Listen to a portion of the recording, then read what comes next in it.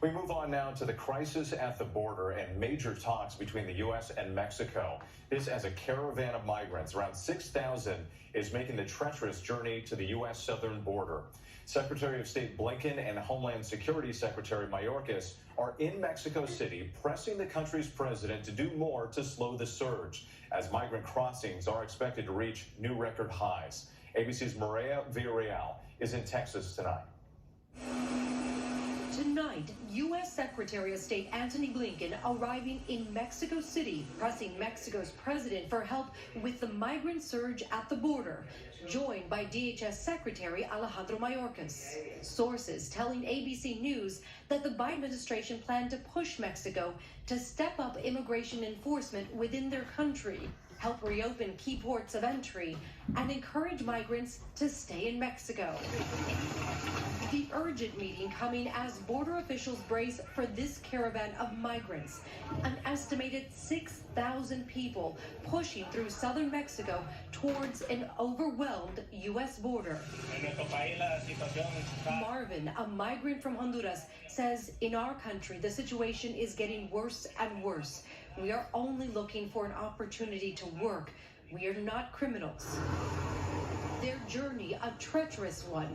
On Tuesday, officials in Mexico say they located one body in the Rio Grande after two men drowned while trying to cross into the U.S. near Matamoros.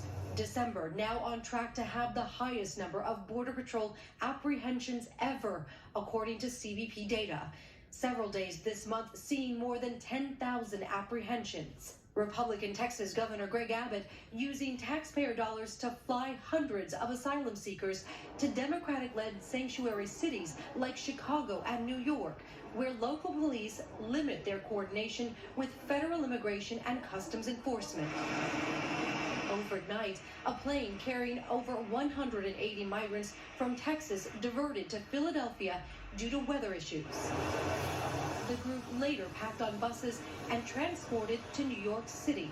Tonight, Mayor Eric Adams now requiring those buses to provide 32-hour notice before arriving in the city and urging the federal government to step up. This is a national problem that has only been exacerbated by Governor Abbott's cruel, inhumane politics.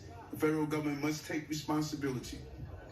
Maria Villarreal joining us now. And Maria, today we heard the president of Mexico talk about wanting to work with the U.S., but any funding to support those efforts would likely require a deal from Congress. Oh, that's exactly right. The funding would need to come from that border security bill that has yet to be approved. But we do know that there are bipartisan conversations going on remotely right now over the holiday break with senators trying to negotiate some sort of deal. And while there is no guarantee right now, the hope is that they will bring back something on January 8th. All right, Maria, thank you. We move overseas.